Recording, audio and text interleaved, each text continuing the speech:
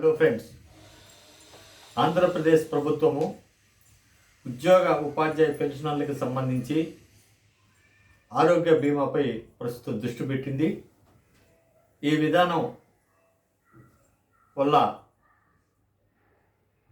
ఉద్యోగులకు ఉపయోగం ఉందా, ఈ బీమా ఆవశ్యకత ఏమిటి, సాధ్యాసాధ్యాలని ఈరోజు ఈ వీడియోలో చర్చించుకుందాం. ఫ్రెండ్స్, మీరంతా కూడా అన్ని వీడియోలని వేల సంఖ్యలో చూస్తున్నారు, కానీ సబ్స్క్రిప్షన్ మాత్రం వందల్లోనే చేస్తున్నారు. ప్రతి ఒక్కరు కూడా వీడియో చూసిన ప్రతి ఒక్కరు కూడా సబ్స్క్రైబ్ చేసుకుంటే అదే కాలం కొంత ఎక్కువ మంది చూసే అవకాశం ఉంటుంది. కాబట్టి ఇప్పటివరకు అదే కాలంని సబ్స్క్రైబ్ చేసుకున్నట్లయితే వెంటనే సబ్స్క్రైబ్ చేసుకోండి. ఫ్రెండ్స్, మన రాష్ట్రంలో ఉద్యోగ ఉపాధ్యాయ పెన్షనర్లకు సంబంధించి ఆరోగ్య సంరక్షణ కింద ఎన్టీఆర్ ట్రస్ట్ ద్వారా మనకు వైద్య సేవలు అందుతూ ఉన్నాయి. ఏహెచ్ఎస్ కార్డు ద్వారా మనందరికి కూడా వైద్య సేవలు జరుగుతూ ఉన్నాయి. కానీ ఆచరణలో వీటి వల్ల ఏమాత్రం ఉపయోగం లేదు అనేటువంటి విషయం అందరికీ తెలుసు. కొన్ని హాస్పిటల్ అయితే పూర్తిగా నిరాకరిస్తున్నారు, మరికొన్ని హాస్పిటల్ అయితే కేవలం రియంబర్స్మెంట్ మాత్రమే అంగీకరిస్తున్నారు. దీనివల్ల ఉద్యోగ ఉపాధ్యాయ పెన్షనర్లు ఆరోగ్య సంరక్షణ కోసం చాలా ఇబ్బంది పడాల్సి వస్తుంది. వయసు మీరినటువంటి పెన్షనర్లు అయితే మరీ ముఖ్యంగా ఈ హెల్త్ కార్డులు పనిచేయకపోవడం వల్ల అనేకమైనటువంటి ఆరోగ్యపరమైనటువంటి ఇబ్బందుల్ని, ఆర్థికమైనటువంటి ఇబ్బందులను కూడా వాళ్ళకి కలుగుతున్నాయి.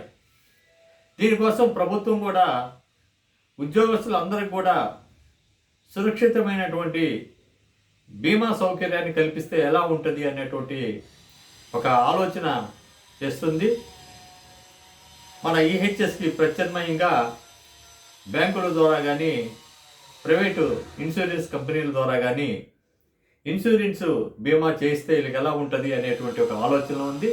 దీనికి సంబంధించి ఆంధ్రప్రదేశ్ చీఫ్ సెక్రటరీ ఇటీవల కాలంలో కొంతమంది అధికారులతో సమావేశమయ్యారు.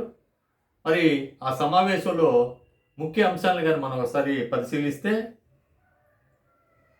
తక్కువ ప్రీమియం తోటి బీమా సౌకర్యాన్ని కలిగించేటువంటి బ్యాంకులతోటి అధికారులని చర్చించాలని చెప్పి కోరటం జరిగింది. రాష్ట్ర ప్రభుత్వ ఉద్యోగ ఉపాధ్యాయులు మరియు పెన్షన్లు అంతా కలిసి కూడా దాదాపు 8.5 లక్షల మంది ఉన్నారు. ఎన్టీఆర్ సేవా ట్రస్ట్ ద్వారా కానీ, రియంబర్స్మెంట్ ద్వారా కానీ ప్రభుత్వానికి సంవత్సరానికి 600 కోట్ల రూపాయలు చెల్లిస్తున్నారు. ఇకపోతే ఒక్కొక్క ఉద్యోగి వారి వాటా కానీ, ప్రభుత్వం వాటా కలిసి దాదాపు నెలకి 7,000 రూపాయలు ప్రీమియాన్ని కూడా చెల్లిస్తున్నారు.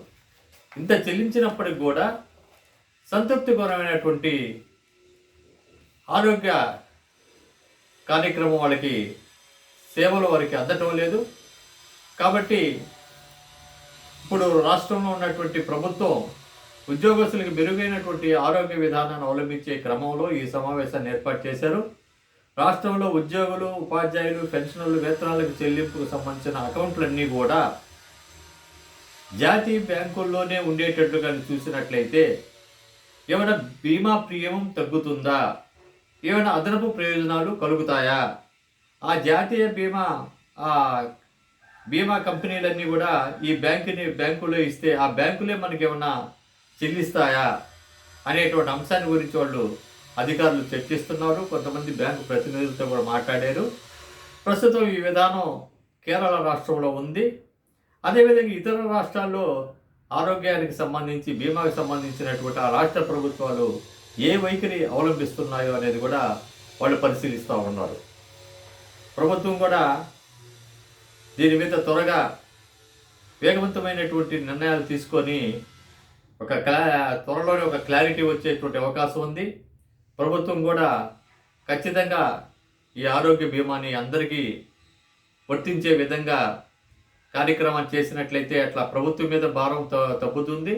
అదేవిధంగా ఉద్యోగ ఉపాధ్యాయ పెన్షనర్లకు కూడా ఈ ఆరోగ్య సమస్యలు కూడా పరిష్కారం అవుతాయి. కాబట్టి ప్రభుత్వం ఖచ్చితంగా ఈ విషయం మీద దృష్టి పెట్టి వీలైనంత త్వరగా ఉద్యోగ ఉపాధ్యాయ పెన్షన్లందరూ కూడా ఆరోగ్య బీమా పథకాన్ని అమలు చేసే విధంగా కృషి చేయాలని చెప్పి ఈ రాష్ట్రంలో ఉన్నటువంటి వేలాది మంది ఉద్యోగ ఉపాధ్యాయ పెన్షన్లు కోరుకుంటా ఉన్నారు.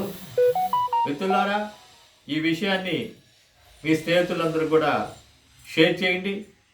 ఈ వీడియోని మీరు లైక్ చేయండి. మరిన్ని వీడియోలతోటి మీ ముందుకు వస్తాను. ఇట్లు మీ అజయ్ కుమార్.